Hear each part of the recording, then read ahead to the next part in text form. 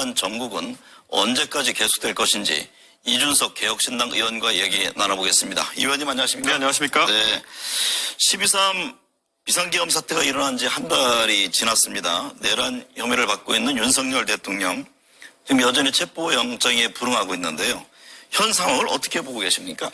저는 윤석열 대통령이 결국에는 법률가지만은 법률적으로 이것을 방어할 수 없다라고 판단하고 계속 이제 지지자들을 선동하고 지지자 결집을 통해 가지고 물리적 저지를 하려고 하는 것 같다. 네. 이런 상황인 것 같은데요. 안타까운 것은 지금 두 가지 절차가 동시에 진행되고 있습니다. 헌법재판소에서의 탄핵 절차, 그리고 내란죄에 대한 수사 이렇게 하고 있는데요. 지금 윤석열 대통령 지지층은 물리적으로 윤석열 대통령이 체포되는 것을 막으면은 탄핵이 안 되는 줄 알고 있어요. 네. 그렇게 선동을 하거든요. 그런데 실제로 이거는 윤석열 대통령 개인 혐의에 대한 부분이고 탄핵은 현재에서 지금 일정상 계속 진행되고 있습니다. 네. 그렇기 때문에 아무리 물리적으로 저지하려고 하더라도 헌법재판소에서는 판단을 내릴 것이다. 네. 그래서 말씀하신 대로 탄핵 찬성과 반대 또 체포영장 집행을 둘러싸고도 지금 갈등을 겪고 있습니다. 정치권 대립을 떠나 이게 시민들 간 충돌 우려까지 나오고 있는데 현재 윤 대통령에 대한 탄핵과 수사 지금 투트랙으로 진행되고 있지 않습니까? 네. 헌법재판소의 움직임과 이 수사 문제는 어떻게 보고 계세요? 저는 아무래도 헌법재판소에서는 이미 포고령의 문제점이라든지 드러난 것만으로도 탄핵을 진행할 수 있다고 판단해서 네. 신속하게 움직이는 것 같고요. 지금 뭐 강제 수사에 대해 가지고는 윤석열 대통령 계속 거부하면서 이걸 지연시킬 수 있지 않을까? 그러니까 속된 말로 탄핵이 되더라도 내가 구속되는 건 늦춰야 되는 거 아니냐? 뭐 이런 생각을 하고 있는 것 같은데요. 네. 둘 다 사실 큰 의미는 없다. 이런 생각을 하고 지금 한남동 앞에서 지금 이제 양세력 간의 대립이 이어지고 있는데요.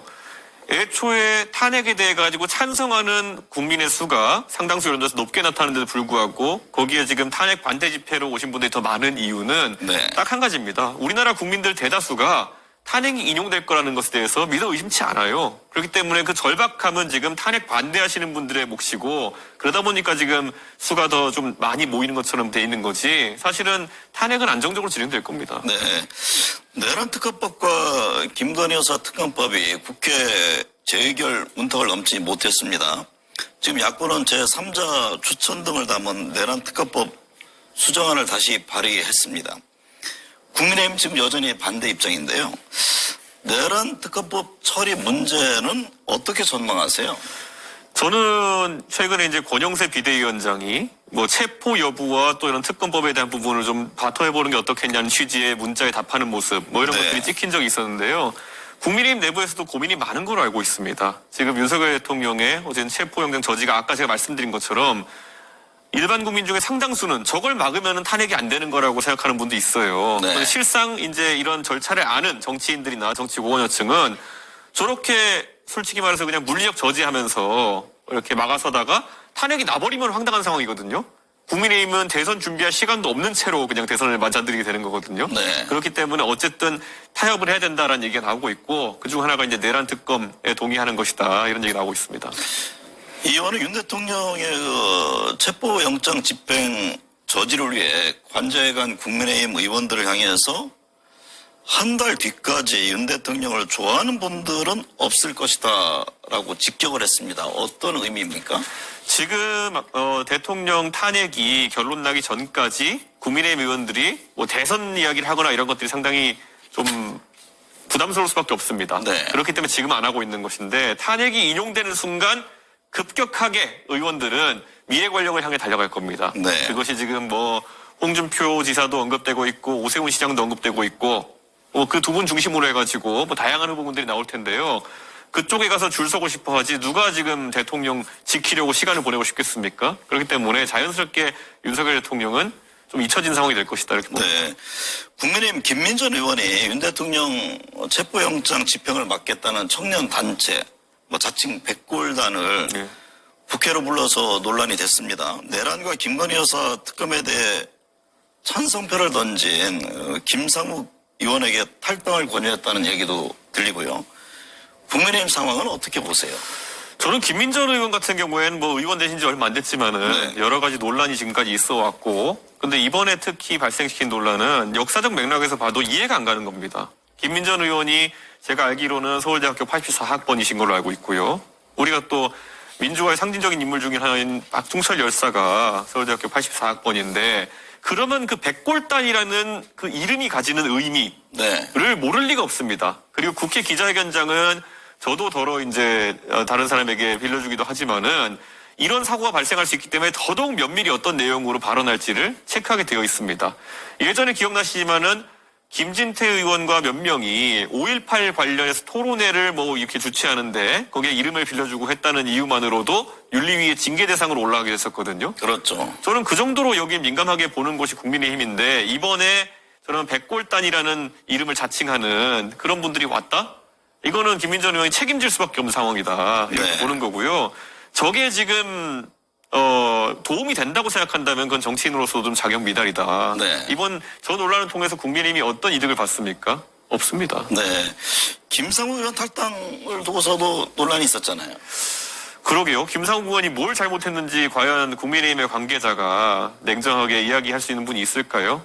예, 그 국회의원은 저보다 헌법기관으로서 본인이 하고 싶은 말을 할 수 있는 거고, 예, 그리고 그게 싫으면 나가라 이렇게 얘기할 것 같으면요.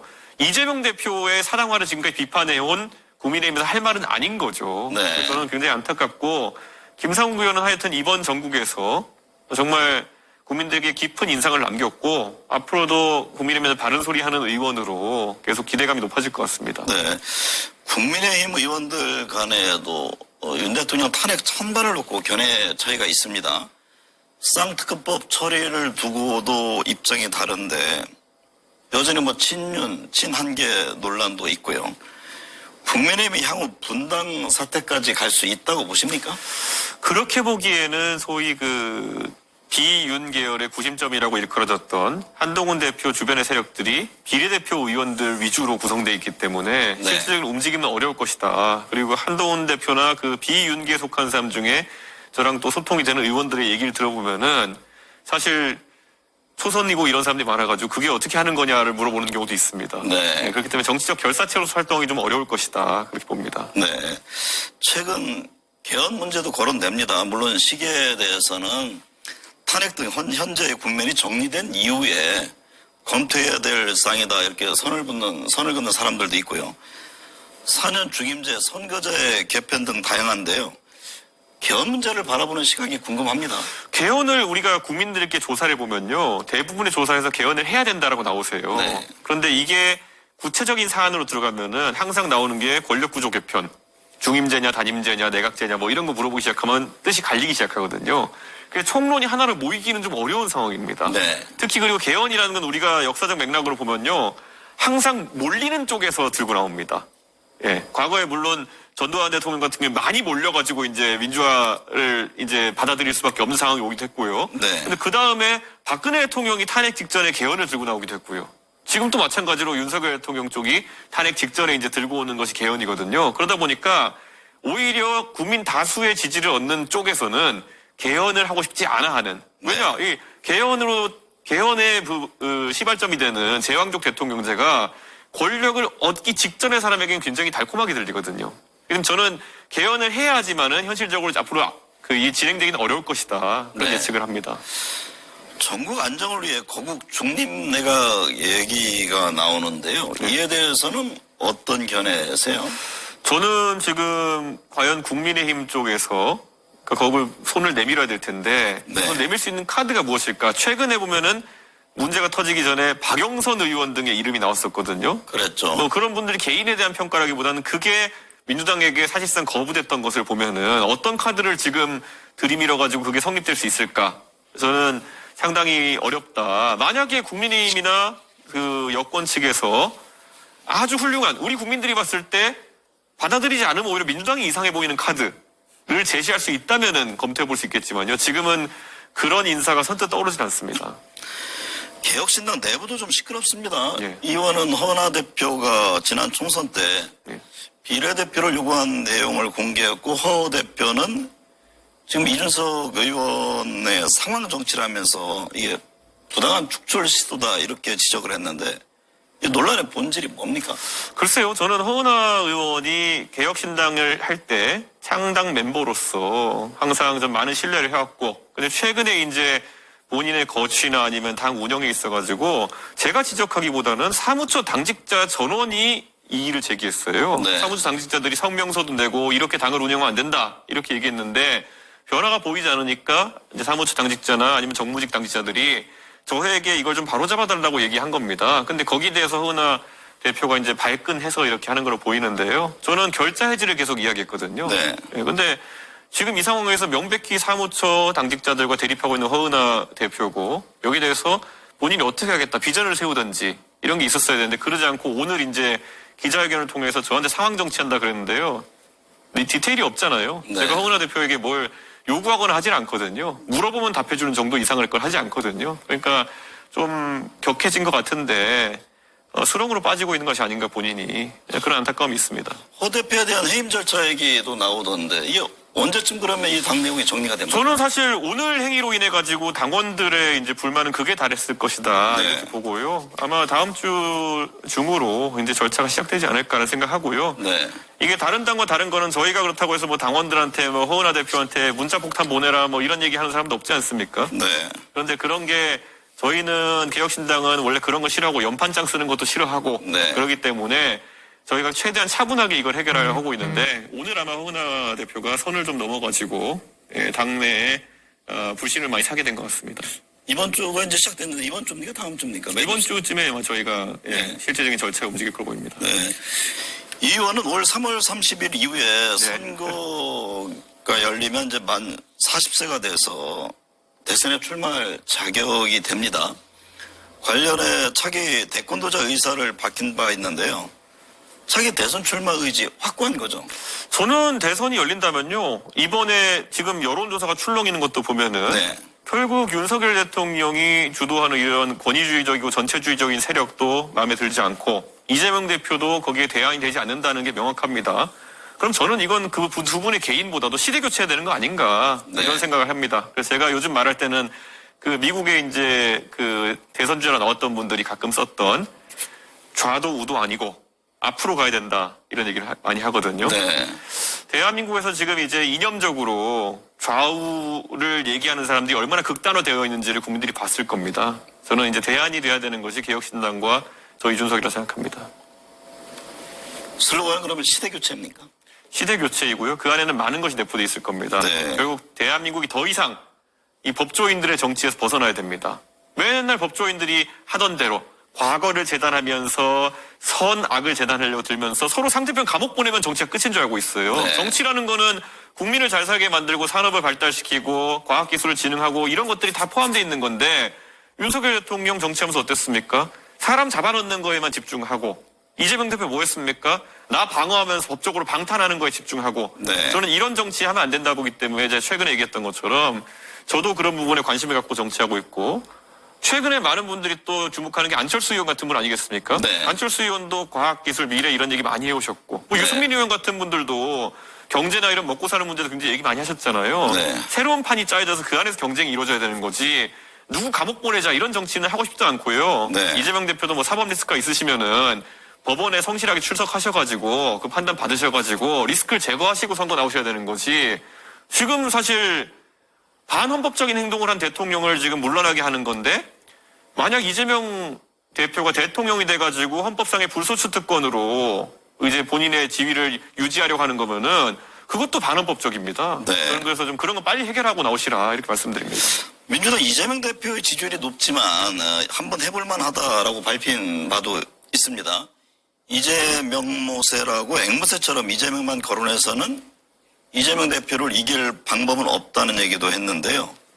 뭔가 비책이 있는 겁니까? 제가 지난 지방선거 때 이제 사실상 이재명 대표가 지휘하는 민주당과 제가 당대표로서 붙어봤었거든요. 네. 근데 이재명 대표의 한계점은 오히려 사법 리스크는 많이 공론화돼 있고요. 이재명 대표가 지방선거 하면서 했던 무수히 많은 비상식적인 이야기들. 네. 그때 뭐 김포공항을 없애고 비행기 수직이 착륙한다. 그리고 그때 뭐 대선이나 지방선거 이럴 때 보면은 뭐 대한민국이 기초통화국이 되니까 돈 쓰는 거 있어가지고 뭐 막 써도 된다는 식으로 얘기하고 뭐 호텔 경제, 뭐 호텔에 돈을 넣고 뭐 저기 하면은 돈이 들어온 건 없어도 국민이 잘 살게 된다. 네. 뭐 이런 좀 말이 안 되는 얘기들 많이 하셨거든요. 이런 정책적인 면에서 검증해 나가면서 비교 우위를 가져가는 것이 옳은 전략이지. 네. 이재명 대표가 사법 리스크 많고 이미 별이 4개고 별이 뭐 5개 조금 더 달릴 수 있다는 거는 다 알고 있습니다, 국민들이. 네. 그리고 뭐 가족 간에도 참 재미있는 대화 많이 하시고 이런 거 다 알고 있거든요. 그러니까 저는 이런 것들을 아무리 그 이재명 대표를 상대하는 진영에서 반복해서 앵무새처럼 얘기한다 해가지고 변화는 크지 않을 것이다. 네. 이재명 대표의 그런 정책적인 면에서의 무능 또는 가끔 무지를 언급하면서 비교 우위를 가져가야 된다 생각합니다. 차기 대선은 3자 구도를 점치는 이들이 있습니다. 이준석 의원을 포함해서 뭐 민주당, 국민의힘 후보 등의 구도를 말하는 건데요. 보수 대연합 차원에서 이 의원과 국민의힘 후보의 단일화 가능성 문제는 어떻게 보세요? 글쎄요. 저는 제가 동탄에서 선거 뛸 때도 비슷한 제안들이 많았지만 네. 이런 지하에 거절했던 것이 이 선거라는 것이 유불리를 따져가면서 정치공학적으로 했을 때는 그거는 국민들이 어찌 받아들이지 않는다. 표가 네. 산술합이 나오지 않는다. 결국 그렇다면은 이런 문제에 있어가지고는 내 생각을 선명하게 이야기하고 이 선명함 속에서 다른 후보와 조절이 되면 괜찮은데 국민의힘 후보는 지금 봤을 때는요. 누가 되든지 간에 이 탄핵 사태에 대한 대처나 이런 걸 봤을 때 너무 멀리 가버렸습니다. 네. 예, 지금 탄핵에 대해 가지고 아니 부정선거에 대해 가지고 아직까지도 옹호하는 분들이 국민의힘에 상당히 있거든요. 근데 이런 분들과 궤를 같이 하는 순간 제가 내세웠던 선명성이라는 것이 퇴보하게 되고 네. 저를 지지했던 국민이나 지지자들, 당원들 같은 경우에는 상당수 이탈할 수밖에 없다는 것을 네. 제 스스로 잘 알고 있습니다. 그러면 대선 후보로 나오게 되면 끝까지 완주하겠다 이런 의지가 강하시죠? 지금은 당연히 완주하는 거죠. 네.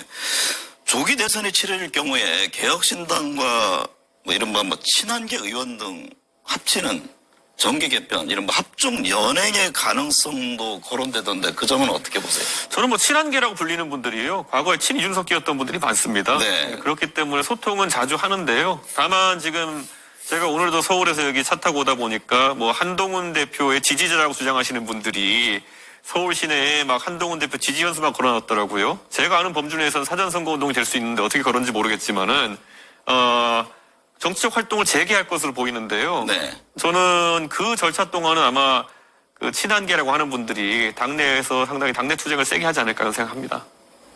한동훈 전 대표가 만나자고 하면 뭐 서로 논의할 수 있는 그런 상황은 되는 저는 거죠? 만나자는 사람들은 다 만나고요. 네. 그런데 한동훈 대표와 저와의 생각은 많이 좁혀지지 않고 네. 아까 제가 말했던 것처럼 한동훈 대표가 훌륭한 법조인이었을지는 모르겠으나 최근에 법조 위주의 정치를 좀 이제 물려야 된다라고 하는 제 주장과 결이 맞지는 않을 것 같습니다. 네.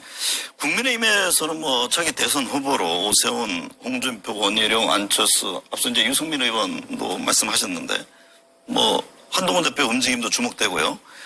각 후보별 장단점을 거론해서 좀 눈길을 끈 적이 있는데 범여권 안에서는 차기 대선 후보로 누가 유력해 보입니까?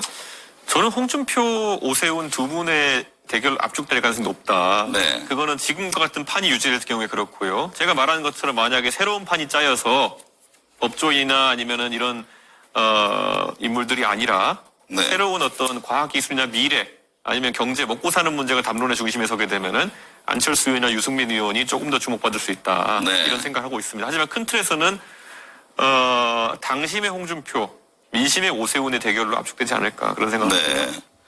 대선 출마한다면 무엇을 하기 위한 걸까 하는 궁금증이 있습니다. 이 의원이 대한민국을 위해서 꼭 해보고 싶은 정책은 어떤 겁니까? 저는 시대교체를 얘기했던 게요. 네. 정책에 대해서도 제가 항상 개혁을 얘기하면서 용기 있게 던지는 것들이 있지 않습니까? 예를 들어서 논쟁적일 수는 있지만은 노인 무임승차제도 같은 것들 65세 이상 인구가 20%가 넘는 상황 속에서 이 제도를 유지했을 때 대한민국 어떻게 될 것이냐. 이거 네. 말하면 표값 먹는다고 사람들이 하지 말라 그러지만은 저는 하거든요. 예. 왜냐? 이게 나중에 20년, 30년 더 갔을 때 이 제도가 유지되면은 서울 지하철 요금이 거의 한 번 타려면 2, 3천 원씩 내야 되는 상황이 몇 년 내로 올 수도 있습니다. 네. 저는 그러면 오히려 출퇴근하고 이 직장 생활하는 사람들은 거의 타기 어려운 상황까지 갈 수도 있는 거거든요. 네. 그러니까 미래에 대해 가지고 두려운 얘기를 하는 것, 연금 개혁이라든지 이런 것들, 이거 지금까지 해온 사람이 누구겠습니까? 제가 그것 때문에 가끔 가다가 너는 표 깎아 먹으려고 하냐, 네. 싸가지 없다 이런 소리 듣겠지만은 저는 상대적으로 젊고 20년 뒤에도 30년 뒤에도 정치해야 될지 모르는데 미래에 부끄럽지 않은 정치하겠다. 그래서 네. 저는 계속 이런 얘기들을 하는 겁니다. 헌법재판소 탄핵 인용 어떻게 전망하는지 궁금하고요. 관련해서 차기 대선 시기와 구도는 어떻게 보세요? 저는 윤석열 대통령 측이 저렇게 헌법재판소의 절차에 협조하지 않는 모양새로 가고 헌법재판소에서는 어쨌든 이제 내란죄에 대한 부분도 판단 안 해도 된다고 생각하고 있는 것 같아요. 네. 그러면은 이 위법적인 계엄에 대해 가지고 실질적으로 그것만 판단하면 된다고 보고 있는 것 같고 저는 빠르면은 2월 중으로 결론이 날 것이다 이렇게 예상하고요. 그러면 4월 대선을 우리가 예상해야 되지 않나 네. 이런 생각입니다. 윤석열 대통령이 만약에 생각이 있으면요. 네. 헌법재판소에 나가가지고 철저하게 나 누구랑 대질신문 하고 싶다. 나 김용현 장관이랑 대질신문 하고 싶다. 내가 진짜 시켰는지 아닌지 물어보자. 뭐 이런 걸 다툰다면은 모르겠는데 지금 윤석열 대통령은 헌법재판소에 출석하는 순간 체포될 것이 두려운 겁니다. 네. 그래서 출석도 안 할 테고 저렇게 계속 버틸 텐데 그러면은 저는 절차에 크게 지장이 갈 만한 부분이 없다 이렇게 봅니다. 2월 인용 4월 대선이면 이 의원 행보와도 관련이 있잖아요. 저희는 그래서 개혁신당에서는 일부 이제 뭐 잡음을 발생 시 인사들 제외하고는 이미 네. 대선 모드로 정책부터 메시지까지 다 준비하고 있습니다. 현재로서는 차기 대선 관련해서 민주당 이재명 대표가 유리한 국면이라고 보세요? 저는 유리하다고 봅니다. 왜냐하면 민주당의 그런 자금력, 조직력 그리고 이재명 대표의 뭐 인지도는 뭐 좋든 나쁘든 모든 국민이 알고 있지 않습니까? 네. 상당히 유리하다 보고요. 하지만 이 대통령 선거라는 것이 우리 국민들이 정말 5년간의 미래를 바라보고 많은 고민을 하면서 하는 투표이기 때문에 네. 저는 결과는 확신할 수 없다 그런 생각합니다. 네. 다음 주인 20일 트럼프 미 대통령 당선인이 공식 취임합니다. 국제사회는 급격한 지각 변동에 긴장하고 있는데요. 우리는 탄핵 정국의 여야 간 갈등이 격화하면서 민생을 포함해 외교 안보 등이 방치되다시피 하고 있습니다. 조속히 이 혼란이 매듭 지어져야겠습니다. 오늘 함께해 주셔서 감사합니다.